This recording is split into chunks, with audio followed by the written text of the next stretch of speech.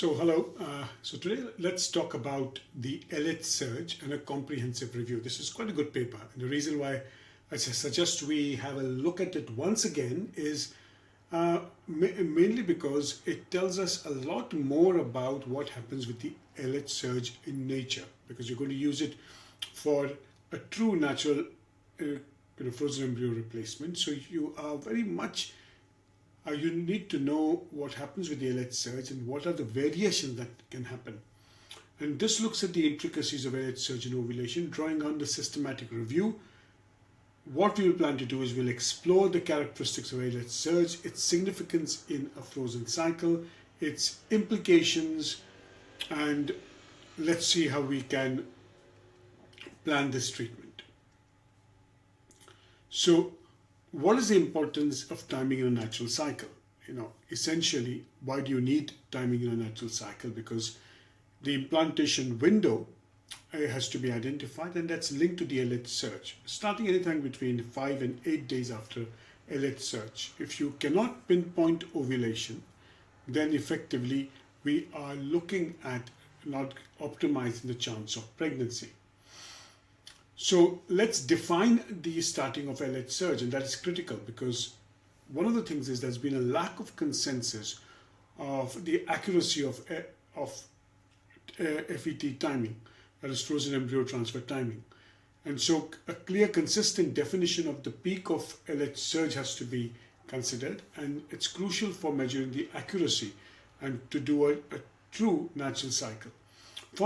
And how does it influence our clinical practice? It is that the inconsistency that you see with LH surge affects the implantation window and the pregnancy rate. So it was quite an extensive review done, and the definitions were based on different definitions from the baseline, the standard deviations. So it's quite an extensive review that was carried out.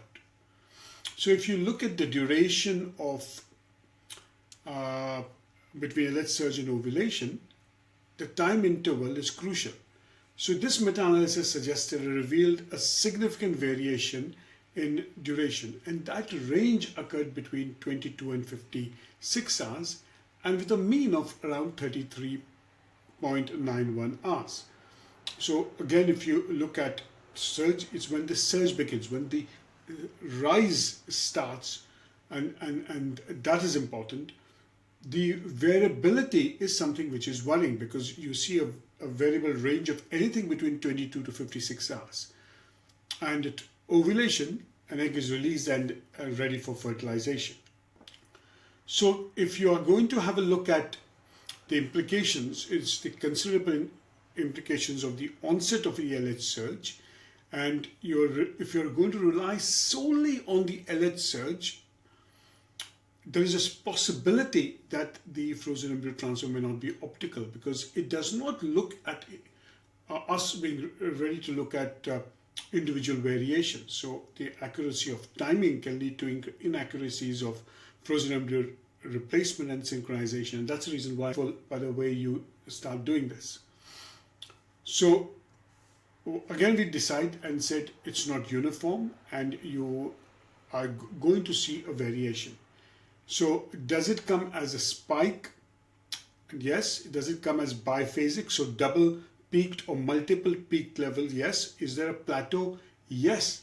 And all these are variations that come from the LH surge, and each type of configuration has an implication in interpreting LH and then planning a change for the timing. Now, if you look at the amplitude or the peak level of LH can vary, and some studies suggested a correlation between a higher amplitude and a better outcomes, while others have not seen such a change. Now, the duration can also vary, and again, what I think is shorter durations come up as you get older. As you're younger, you're going to see a much wider duration of LH surge that again gives rise to hopefully better pregnancy rates. So you can do urine LH test. So that's the common available in the market, and then you're looking at the serum LH testing. So what are the certainly the benefits of having a urine test? And that's it's convenient.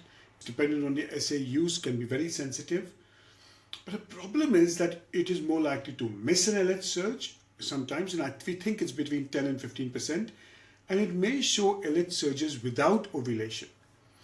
So if you look at blood LH testing, it's a more direct way, a far more accurate way, less convenient, requires a blood test, but it is considered to be a gold standard of measuring LH levels. Now, do you do an ultrasound scan? And the ultrasound scan provides a direct and a reliable method of confirming ovulation, while the LH surge is an indirect marker. It will tell you that ovulation is likely to occur. LH surge does not tell you that ovulation has occurred. Now, the ultrasound visualizes the follicle leading up and including ovulation. And there is a direct visualization of the follicle, more accurate assessment, and a confirmation of LH surge. Now, ovulation, when you see it on the ultrasound scan, is a confirmation. Having a LH surge is not a confirmation of follicle rupture, and that's important to remember. So, what are the signs? The most predictive sign is that of a follicular collapse, a sudden decrease in size with a spongy appearance coming up. Increased echogenicity, may appear brighter, irregular follicular walls, and there's more likely to be free fluid in the pelvic cavity. Now, we come to something known as a luteinized follicle, which is basically, it is when the follicle undergoes luteinization, I tend to say collapse, forms a corpus luteum, but fails to rupture and release the egg. And that's a LUF, luteinized unruptured follicle. And here you can see seemingly normal LH surge and rising progesterone. So if you look at the hormonal profile, you'll see a more blunted LH and lower mid-luteal progesterone compared to normal ovulatory cycles. And that's probably one of the ways of detecting an unruptured luteinized follicle with lower progesterone levels. From a fertility point of view, an unruptured luteinized follicle is more likely to represent infertility, and women who consistently produce unruptured luteinized follicles suffer from infertility. So if you look at the challenges that come with luteinized unruptured follicle and doing a natural frozen cycle, it is you are looking at the LH surge being detected, prompting preparations for a frozen transfer.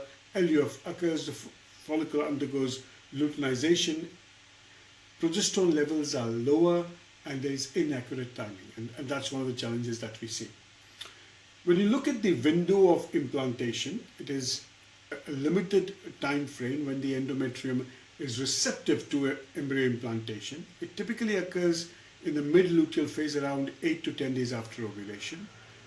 Optimal timing is necessary, that the implantation should coincide with the implantation window, and if you transfer outside the implantation window, it's more likely not to work. Now, the hormonal control, that is, there's a complex role between estrogen and progesterone that prepare the endometrium. Now, what are the factors that affect the implantation window? And there are several factors, and there could be an individual variation, and it does vary in women. As women age, the implantation window may shift or shorten, potentially affecting implantation rates, and adequate endometrial preparation is crucial for implantation. So a thin lining also affects the implantation window. When you look at the implantation window in a natural cycle, you are guided by the natural LH surge, and then the implantation window opens up. And so if you're going to see a suboptimal level of progesterone due to a luteinized unruptured follicle, you are more likely to then see a lower success rate. So what are the current practice? The standard practice of timing a warm blastocyst is typically 6 days after the LH surge. However, a lot of variations occur between 5 and 7 days, and results seem to be very similar. Day 0 is the day of LH surge, and then day 6 is the blastocyst transfer. Some of us do day 7, and research shows that both are okay. with the limitation of the current practice is a lack of ovulation and the individual variation that works. Optimizing a natural cycle treatment is extremely important due to these variations. So you need to look at each case separately, and there's no doubt that if there's a challenge of a luteinized unruptured follicle, you need to have a look at giving luteal phase support.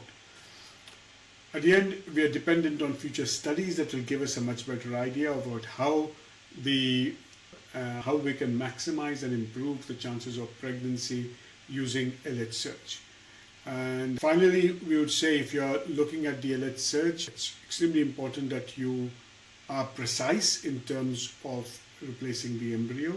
It's a variable indicator, and that you have a clear plan of knowing if successful ovulation has happened to be able to plan this treatment. So if you summarize this, I'll say what we know is that the LH search can occur in various different ways. It can peak, it can have double spikes, it can have a longer duration. There are some cases in which ovulation is hampered, mainly because of low progesterone. That's because of the follicle not rupturing, though the LH surge occurs. That's a luteinized unruptured follicle. So that's in short, and that gives us a good idea about the LH search.